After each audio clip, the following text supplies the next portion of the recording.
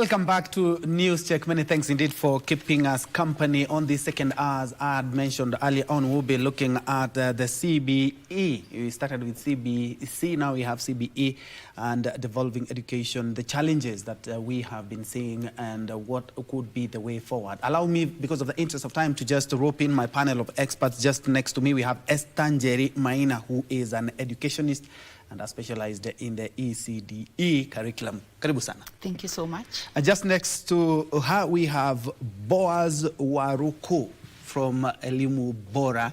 Karibu sana. Sio Bora Elimu. Sio Bora Elimu. Sio Bora Elimu. Bora Elimu. Elimu Bora. Sio Bora Elimu. And very quickly, because of the interest of time, beginning with you, we've talked about Elimu Bora. Yes. That is a trust that you work for. Yes. And you've added Sio Bora Elimu. Sio Bora Elimu. Maybe you could help us decipher that, because we are having a number of challenges in the education sector. Thank you. Very interesting intro. I wasn't expecting to come from that end. Yeah. But given that that would be of interest to us, yes. The reason why we talk about Elimu Bora and good quality education and not Bora Elimu, and that is anything can go, yes, is because as a country in the 21st century, we realize that all that have been done in the past, including declarations about free primary education, and then the anchorage of the rights within the Constitution, Article 43, Article 53 on the right of every child to free and compulsory basic education. We realize that there could be a situation where we are just having our children going to school, coming back, going to school, coming back, and the years rolling. By the end of it all, these children haven't learned a thing. And indeed, we also looked at some research in the past about done by Uwezo, if you can remember, which actually tried to help us understand, are our children learning? That is where the issue of, is it that we are not doing something right? Are we just not having just people going to school and coming out, and they are coming out with nothing? So our cementing of Elimu Bora came across as at a time when the president set up the Munavu Working Party, the Presidential Working Party on Education Reform. And he said there exists an opportunity to boresha in Kiswahili, to improve or to make education better.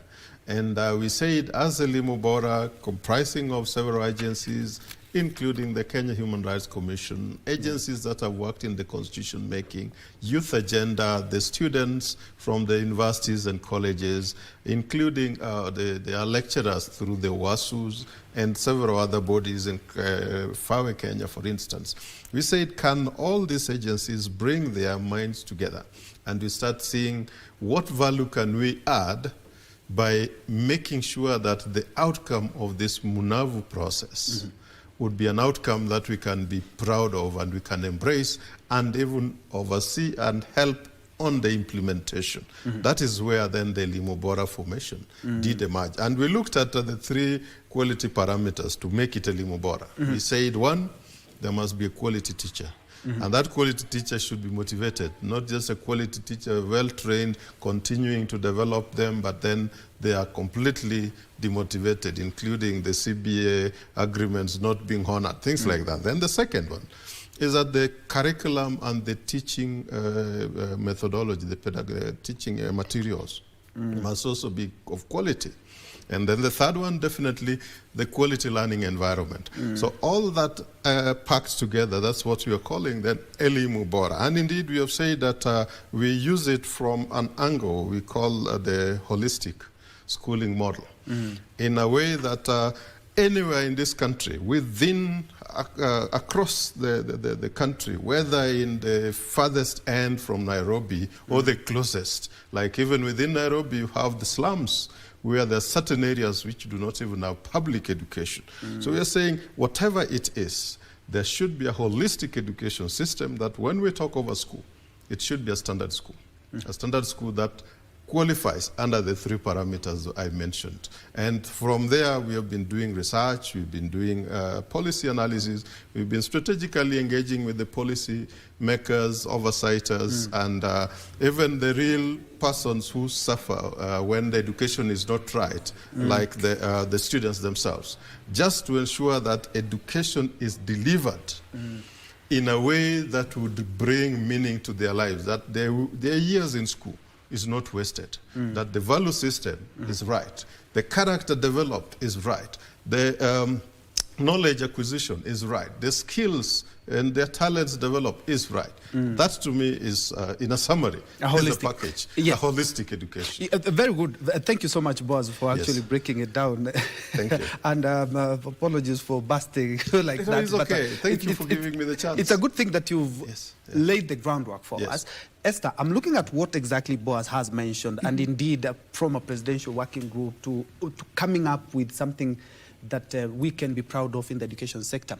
One time we were very proud of is actually from 844 to the CBC first, because one, it was hailed as one of the most progressive curriculums, such that it will include all the holistic, just as Boaz has mentioned, the holistic aspect of a child. But we are looking at the integration. We are having a lot of teething challenges. As an educationist, how can we eradicate some of these challenges that we are having? Because education is something progressive. We cannot stop like e-procurement now and decide for the next 6 months we will start using the e-procurement. But when it comes to education, it's an everyday affair. Thank you very much for the chance again. I would love to say, just as Boaz has said, when we talk about education and educating learners, we don't just look at the learner on giving them knowledge, but we want to bring up a holistic person who will fit in any place in the society, someone who is integral, someone who has values, someone with the right attitude towards everything.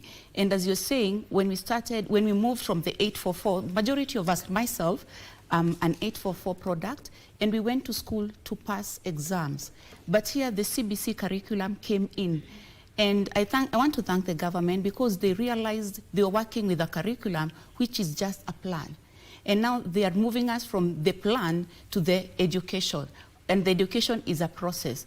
But again, if we look at the teething problems, I would say that maybe we did not intentionally embark on this journey because we have a shortage when it comes to resources.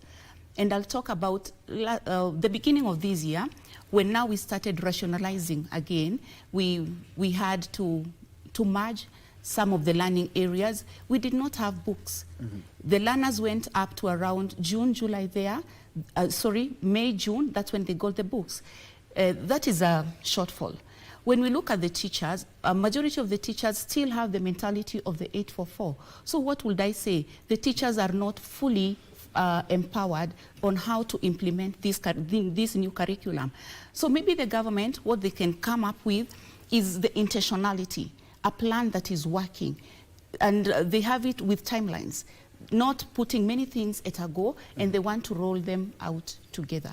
So for me, it is the planning that is a problem and the intentionality, because the idea is very good, a holistic child, someone who is going to be, and if you look at the competencies, the 7 competencies that they are implementing, they are very good, but our shortage is on the planning. Yes. Boaz, you can totally identify with what Esther is talking about, and the biggest challenge, I believe, because all of us here know about the 844 system, and we are looking at the 844 to the transition of to the CBE now, and it has been a challenge, and to totally concur with Esther that it has brought up some of the interesting things in life, because if I did the CBC, I'm quite sure I will be doing something different, because I was very active in games, sports, music, drama, but you'll be a Lionel Messi somewhere. I'll be a Lionel Messi maybe. But the transition has faced a number of hiccups. Maybe you can tell us, after working for Elimu Bora, for years, how can we circumvent these transition hiccups? Thank you. I start from where Esther's left. And Esther was very clear in terms of the designers of the new curriculum and transitioning into this new system, because the curriculum was designed and then we are transitioning into a new education system altogether. And the fact that we are parading it alongside 844, I want us to take a step back and look at how did then the 844 come about. And you look at the Mackay Commission and what was Mackay trying to do. Mackay was put in place by Daniel Toroi Teacher Arap Moi after he had toured particularly the Asian tigers. And he said, how come technology is driving so many things? How come the children and the learning that is taking place is so practical? And the team that he had there touring on those areas, then he came and said, now we want a situation where we want to evolve first a system or a new university that would help us inculcate these technical skills, practical-oriented learning, and linking that with the industry, the society, trying to help us address the challenges of the 21st century, which were now facing us head-on. When that happened, and Munavu was given that, Professor Mackay was given that responsibility, he was told, can you explore for us the option of having a second university in Kenya? Because the Moi and their team, they're saying the university would be the breeding ground for all this kind of thinking. But Mackay came back and said, no, yes, we'll have this university. We want to model it in a way that it would be the one that would be helping us drive technology. It would be the one that would re-engineer even the courses that we are having, agriculture and so many components of it. But to start it, we need a basic education system that would feed it, not the one that was there in place. The one that was there in place, if I'm to use the years, it was starting at the 7 years of primary, the 4 years of secondary, the 2 years of A-level or advanced, which was called higher classes, and then the university 3 years. He said, no, that one would not give us the kind of students that the Moi University would be expecting to have. And indeed, we need to train also teachers that would come and support that the system that we are talking about. That is how 844 came about. They wanted a holistic kind of learning at the time, very practical at the time, value-laden also at the time, but more practical in terms of helping us to be more you'd say, a learner or a student who emerges from that system, who is very comfortable in the environment they are. They can exploit it sustainably to enrich or to benefit from it. But also, practically, their relationships in terms of social skills would also be enhanced. And indeed, if you do remember, there are practical subjects that were placed there.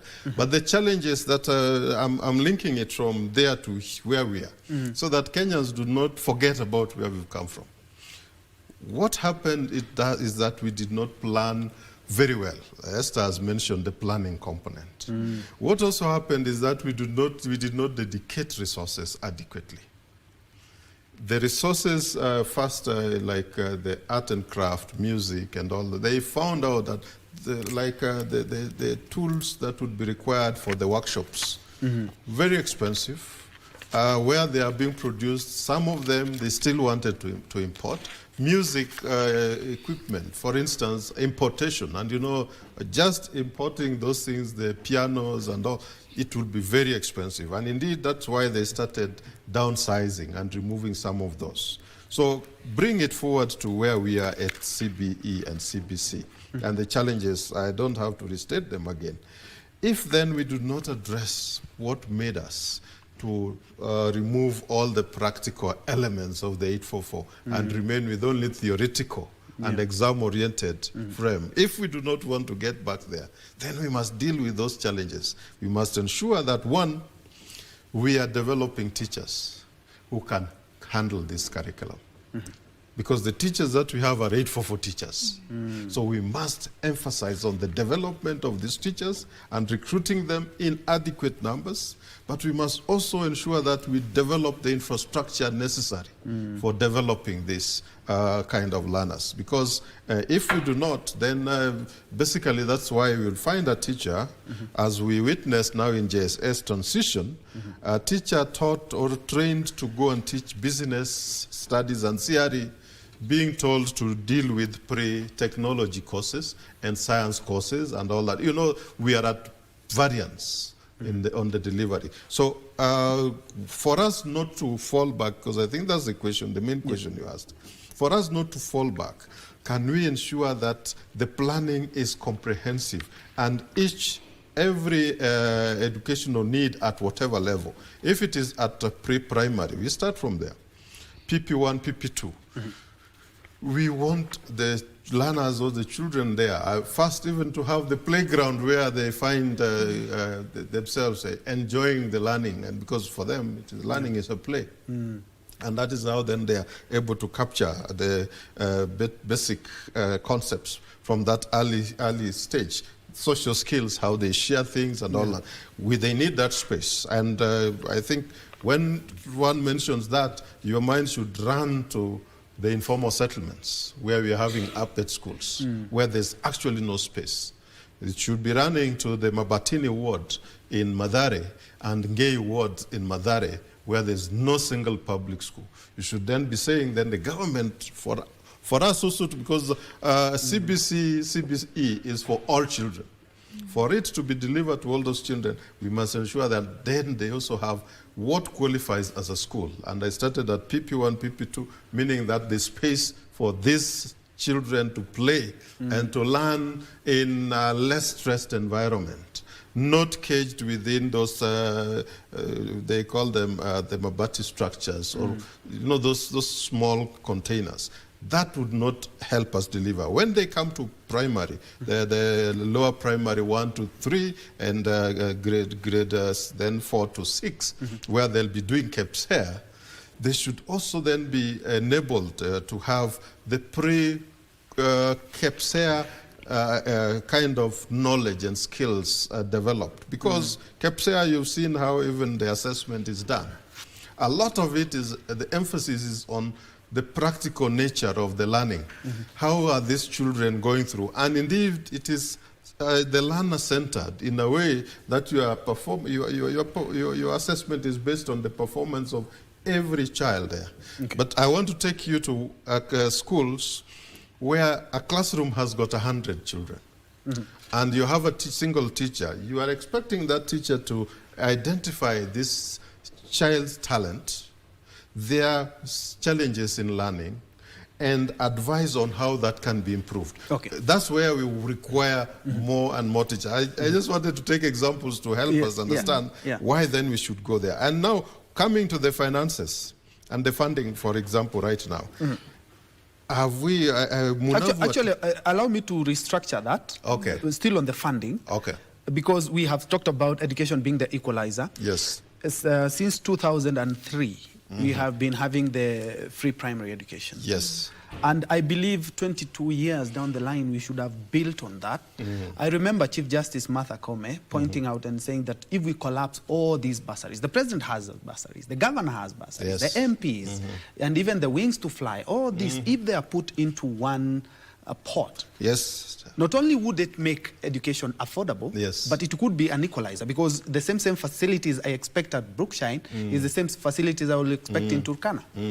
What you're saying is true, and indeed, I think there's a space we had, was it here or one of the media houses, when we, after the analysis we had done, and said there should be a national education fund, where all these funds to ensure we are able to fund the needs of learners. But I think the issue would be, Boaz, goodwill. The goodwill. No, it's the political goodwill. But I'm saying, that analysis, I'm just saying that analysis has been done. Yes. And even a template on the policy framework that would guide such a national fund. Okay. So that right now, because right now, let me tell you, all those funds you have talked about, those are public funds transferred through individuals who want to make political capital out of them. And that's why they resist so heavily. Because you see even the way we are now giving bursaries. It's like, it is my money, I'm giving you bursaries, you see. Okay. And I think the Auditor General report tells us how some of those bursaries, you see, you are completely not able even to account for them. But some, even the lists that are given are lists which are into schools that are not known. I think the media keep on talking about the ghost schools or something, yeah? In Kiswahili, I think they have a different terminology. But basically what you're saying, being accountable and transparent on the usage of the resources, starting with our finances. Okay, just hold the thought in regards to that, because it's something that you also mentioned that we also need to look at, and especially when it comes to teacher training. Yeah. Esther, you have both worked under CBC and also under 844. Sure. And you have noticed a big difference in regards to that, in terms of finances, in terms of teacher training, in terms of the curriculum as well. And I would like to pick your mind in regards to teacher training. How the government is doing now, because Boaz has pointed out that indeed, in as much as we have teachers who are teaching CBC, they are not quite suited to teach that because they didn't get that training. Thank you so much once again. I'll take my mind back to myself. When I started teaching, I was a British trained teacher, British curriculum trained teacher. Okay. And if we go to these international schools, teachers there are trained to specialize. If I'm good in music, I'm going to teach music. If I'm good in sports, I'm going to teach sports. I worked once at Braeside schools, and you'll find as a teacher in class, the early years teacher, I'm there just to teach the numeracy and the language activities. Then when these children are going out for a different outdoor activity like swimming, sports, the music, the computers, they have a teacher who is specialized for that. Then again, let me bring my mind to the Kenyan schools, the 844, where I also taught for some time. For the 844 schools, we were just taught to teach everything. You teach everything, even if you don't have a passion for the games, you have to teach them. There's no way out. Now again, the same teachers that we were teaching in the 844, we are the same teachers who have transitioned to the CBE or the CBC. And here we are, learners are there, they need to be taught. What do you do as a teacher? You just find your way and use teach. what you have. You find your way and teach. So if the government and now the stakeholders become intentionally and identify people who are specialized, specialization is the key thing. Specialization. In such a way, even these talents that the children have, we identify them and we build them up. Let me take my mind to my school where I'm teaching right now, Brookshine Schools. Yes, it's a big school. We have fields, we have everything, and we have everything. But now we bring in people who are specialized to teach these other things. The teacher will teach the normal learning areas. But other things, we deal with specialization. I think that's where the government is again failing, because teachers are just exposed to teach anything. And do we risk the situation where you'll find a student at Brookshine?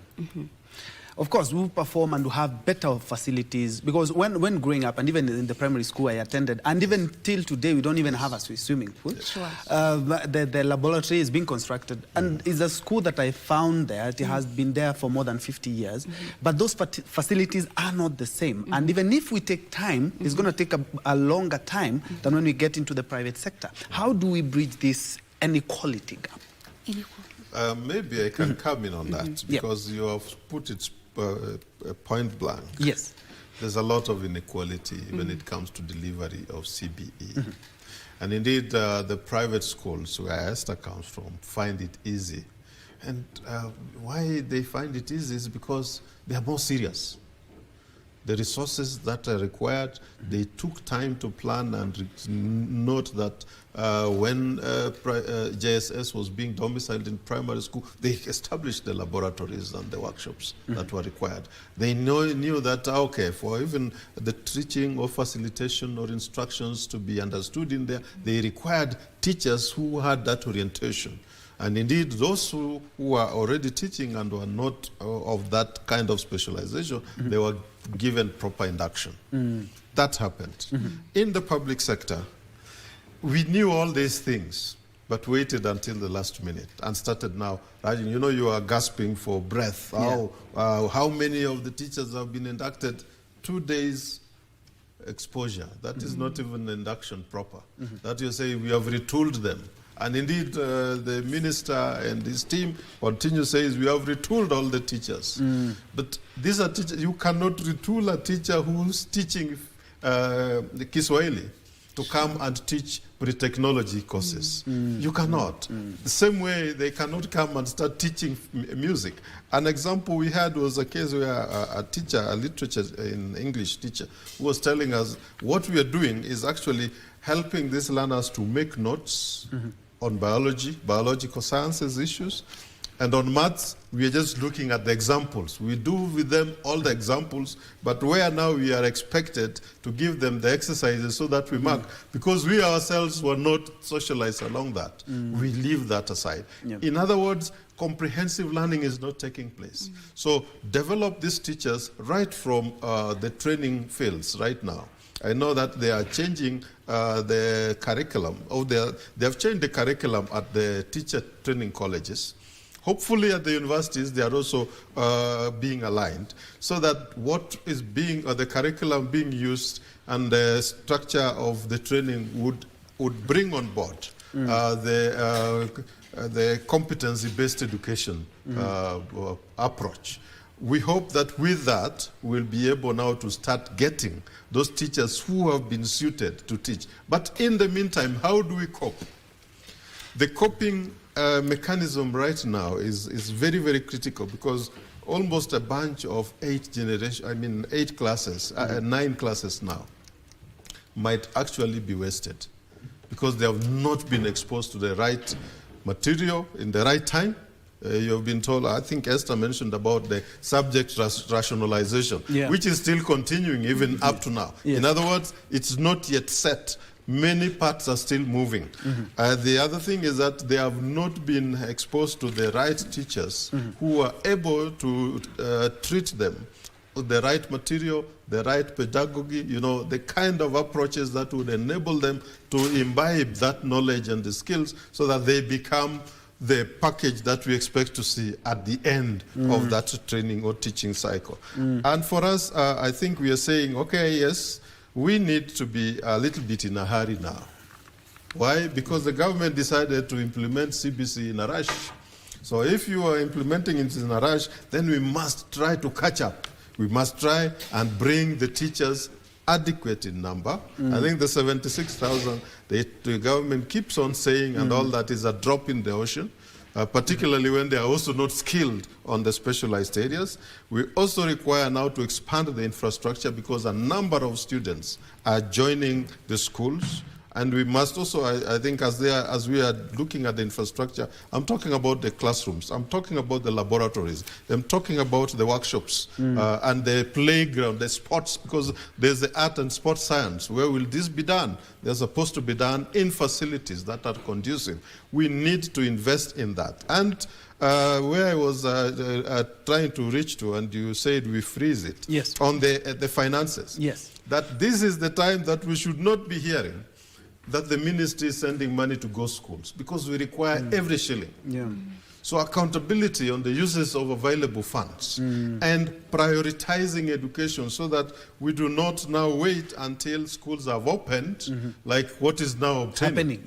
That now only 3,000 schools have received capitation grant.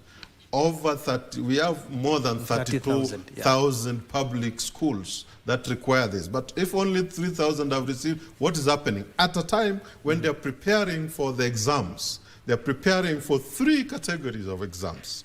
KBC at grade 6, KJSEA grade 9, and KCSE form 4. But they don't have the money.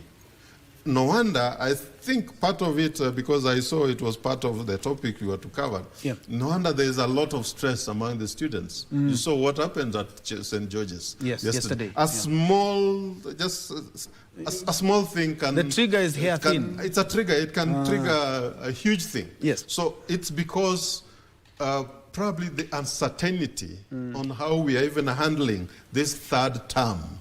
Because this third term is when the ministry should have known that funds should have been in school early. Before that even students should have settled. Yeah. Indeed, you know that a number of times their school administrators are aware that when it comes to any fee that is required to be paid, despite the fact that it should be free and compulsory as a basic level, but any fee that is required should actually be paid before term 3 begins. Yeah. So that term 3, there is completely no interference. All right. Because now it is interfering with exams. And by the way, one of the exams that it is interfering with has never been done in the modern KJSEA. KJSEA. Yes. So even how it is going to be handled, the practical nature of the parts that are supposed to be delivered, and maybe the CEO of NEC, Dr. Njegere, should have been helping the public to understand because exactly it's almost here. what is happening. It's here with us. Maybe you should host him more and more, because the parents, actually, the teachers, to find these people everybody. are quite, it's a big challenge. No, get them, because they are our servants. By the way, we employ them. You know, I keep telling people I employ the president. Yes. I employ the ministers. I employ the MPs. I employ the MCAs. I employ all those people. When we want them to explain to us what they are doing and why we have those hiccups, they should be able to come. All right. Because when they come, Yeah. you'll be hearing it from their mouths. All right, It would not be seen as speculation. Yes. Because for us, we have only limited time to explain a lot, and it might not be so complete and helpful. All right. Let them come and explain to us, because we are paying them to do so.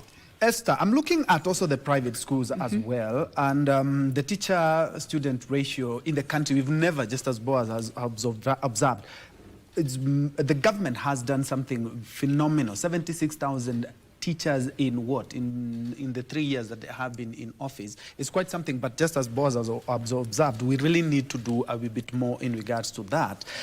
In the private sector, are you having this challenge of, trying to retrain your teachers, because most of the teachers were onboarded from the 844 curriculum. Are you having the challenges in training teachers? Are you having challenges in teacher-student ratio? No, for the training part, we don't have an issue, because like in my school, we do it fortnight. So we keep on looking at the curriculum, we revise it as a group, and we are able to become better so that we can meet the needs of these children. When it comes to the ratio, remember, for the private schools, the client come looking for you. Yes. And it's their money that has to work for them. Yes. So you have to give them quality. So for us, again, ratio is not an issue. And as my friend is saying here, the only thing with the government is the issue of integrity with the finances. If they become integral and again accountable, we can be able to move very far. Because anyone without education, where are they going to fit? And again, when we started 2010, we said that education is for everyone. Now, if we look at the child who is in Pokot, they cannot be able to access quality education. They're just looking for the government to help them. Why are we neglecting them? Why are we just becoming so egocentric? We're just minding about ourselves. So it's a call, we're giving them a call. They structure out everything and they become very, what can I say, intentional. For me, I like using the word intentionality. This is the thing, this is the elephant in the room, and this is how we are going to deal with it. Then now we plan on it and we make the baby steps as we look forward to have better results. And since you have implemented the system, what challenges have you faced? In as much as you have said that you are not facing challenges of more or less like teacher training, which you're doing fortnight, which is not something that many schools can be able to do. Sure. What challenges did you face in implementing this system? For us, again, when it comes now to the implementation, the curriculum, we have to depend on the government. And as I told you from the beginning, the textbooks were an issue. We did not receive the textbooks on time. For us, again, I will not say the money is an issue to us, because the parents are paying for the education. Yes. But now, where the government comes in, especially for the resources, the learning materials, is where we have an issue. Now we are moving on forth to grade 10. Are the materials ready? Because I believe by now the materials should be ready, so that even these teachers can start interacting with them. Are they ready? I believe they are not ready. Yes. And looking at the curriculum, because just like you said, you also trained in the UK system. Has it been, but we will be looking at that, has it been a big challenge for the reintegration for the student as well, because the schools, of course, can afford all this, but we will be looking at that as well. But for now, we are currently crossing over to Tatu City in Kiambu County. As you can see, the Minister for Information is currently speaking. Let's listen in. Also, allow me to commend the Master of Ceremony. A very ingenious way of telling us his story after we have spoken. I try to remember whether I saw him on his gadget, because with AI, anything is possible. But I did not see him use his gadget, so you may clap for him. Allow me to read a small speech. And as always, I have a disclaimer that when you hear good things, that is me. When you hear anything that does not augur very well with you, it is guys who make and they are around here. So when it works, it's good for me. When it doesn't, it ain't me, okay? Distinguished guests, ladies and gentlemen, it is a great pleasure to be here this morning for the groundbreaking of Nextra Nairobi Data Center, a project that is both historic in scale and strategic in impact. This facility will mark a new chapter in Kenya's digital transformation journey, and I'm honored to officiate its commencement. According to information shared by Airtel and its subsidiary Nextra, this data center will be the largest in East Africa, delivering approximately 40 megawatts of total power, designed for 95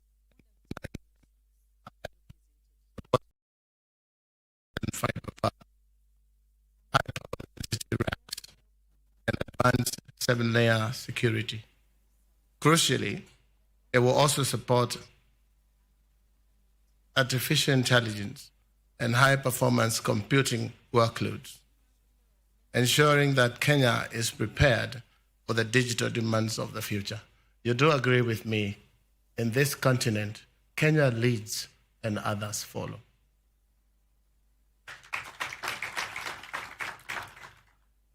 And hence, why we are referred to as Silicon Savannah. I know we're doing well in the African space, but we should be doing well at the global level too. So I'm hoping Airtel and others like you will push us to that level where we are globally competitive. This facility is expected to be ready for service in the first quarter of 2027. You know, when in politics you mention 27, some of our hearts go, because you know what we have to go through to get to 27 August.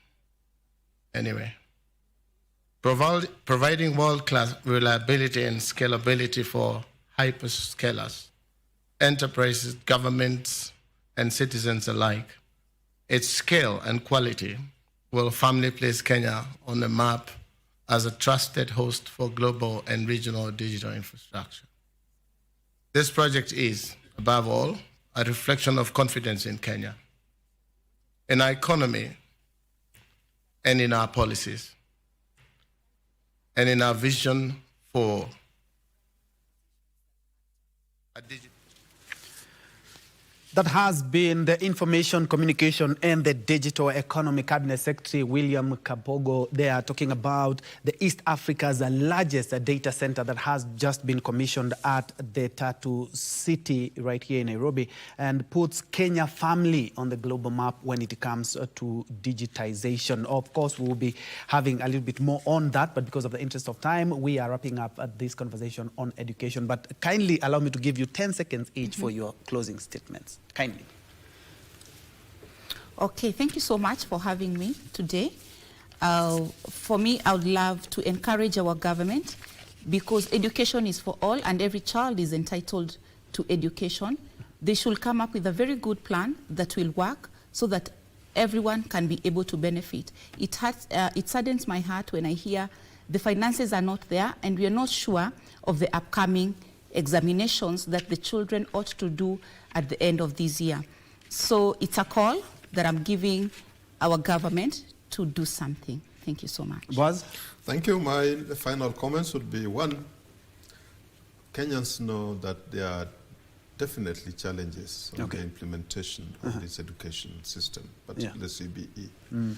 The thing that they expect from the government is simply to work with them, to open up and tell us where those challenges are and how they are addressing them, not to cover them up. And particularly, when it comes to resources, we expect serious accountability to be undertaken, because we know there exist offices that are already helpful in telling us whether we are utilizing the resources well or not.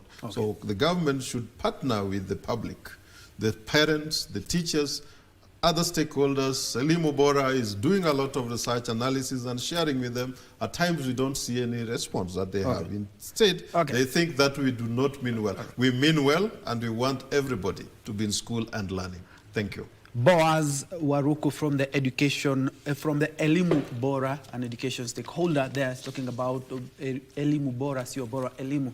And just next to me, we have Esther Njeri Maina, who is an educationist. And thank you so much, ladies and gentlemen, for making time for this candid conversation. Unfortunately, we are out of time. It's very interesting, especially when it comes to KJSEA, because as parents, we are also looking forward to that as well. We have been looking at education and also the candid conversation on the country. My name is Bentro Njue. Early on, we had Lensa Odingo, and now we are Anne Wangeshi as a sign language interpreter.